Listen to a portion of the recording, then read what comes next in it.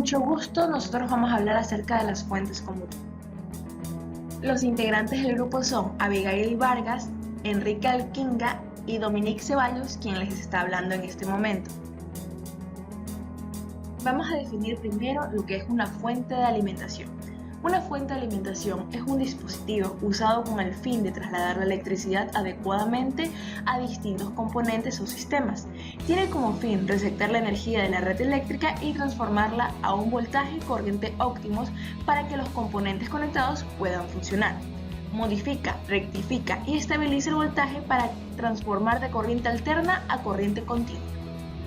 Una fuente de alimentación conmutada es un dispositivo electrónico que convierte energía eléctrica utilizando componentes eléctricos como transistores y reguladores de voltaje. Aunque las fuentes de alimentación conmutadas suelen ser muy complejas, en este caso vamos a hacer una revisión del funcionamiento general por etapas, que son las que siempre cumplen estas fuentes conmutadas, aunque tengan más dispositivos. Entonces, en la primera etapa o en la primera parte vamos a tener el ingreso del voltaje alterno de la red, que suele estar a baja frecuencia pero con un voltaje alto.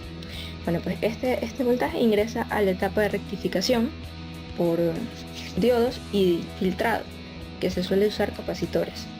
De esta etapa va a salir un voltaje casi lineal pero con un pequeño rizado, y como no se ha realizado ninguna reducción, pues va a estar a alto voltaje.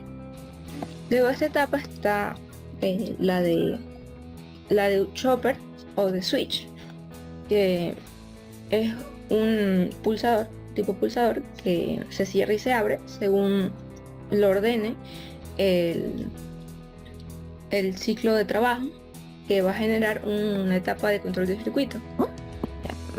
Luego hablaremos de esto. Entonces, al abrirse y cerrarse, el voltaje anterior lo convierte en un voltaje de pulso que está a alta frecuencia. Luego este voltaje de pulso se reduce por medio del transformador y queda un voltaje rizado pero pequeño. Este voltaje rizado se puede rectificar, según sea la fuente, porque hay fuentes conmutadas que son de AC a DC, o de DC a DC, o de AC a DC, o de DC a AC. Bueno, pues en este caso está de AC a DC. Entonces, para terminar o que la salida sea un voltaje continuo, lo que procede es una etapa de rectificación y filtro, y ya tendríamos un voltaje reducido y continuo. Bueno, pues según sea la carga, va a oscilar la parte del circuito. Una vez que ya está rectificada, pues se va a medir la carga se va a tener. Según la carga se va a modificar el circuito de control, va a modificar el ciclo de trabajo, y ese ciclo de trabajo le va a decir cuántas veces o con cuánta frecuencia se debe activar el switch. Eso hace que este circuito pues sea más eficiente en cuanto al voltaje. Bueno, eso sería una guía general del funcionamiento de estas fuentes. En los convertidores existen convertidores de corriente continua a corriente continua. En este caso tenemos un convertidor reductor de tipo buck, que lo que hace es que reduce el voltaje de la salida con respecto a la entrada. Esto lo logra mediante el inductor L1. Cuando en estado ON el inductor se carga y ese voltaje se opone al voltaje de la fuente, por lo que a la carga le llega un voltaje reducido. Cuando se apaga el transistor, el inductor se descarga mediante el capacitor y la carga.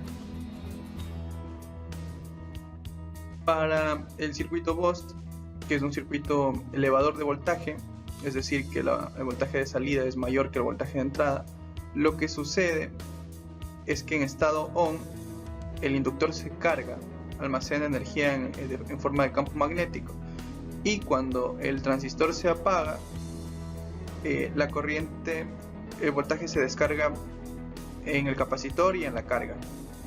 Pero ¿por qué aumenta el voltaje? Resulta que para mantener la corriente estable, el inductor el inductor entrega un pico de voltaje, pero como este proceso es muy rápido de encendido y apagado, ese voltaje va aumentando, se va acumulando este pico que bota el inductor, por lo que en la salida tenemos un voltaje mayor.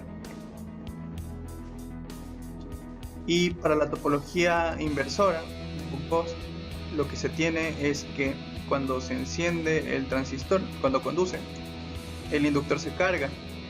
Este diodo se polariza inversamente y no deja pasar corriente por aquí, por lo que la única manera es que se cargue el inductor. ¿Qué pasa cuando se apaga el transistor? Cuando se apaga el transistor, el diodo deja circular la corriente.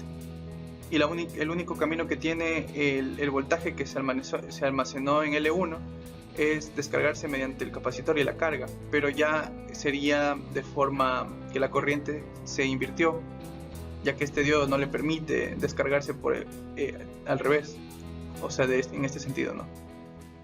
Esos son circuitos básicos, topologías básicas de los fuentes de poder conmutado.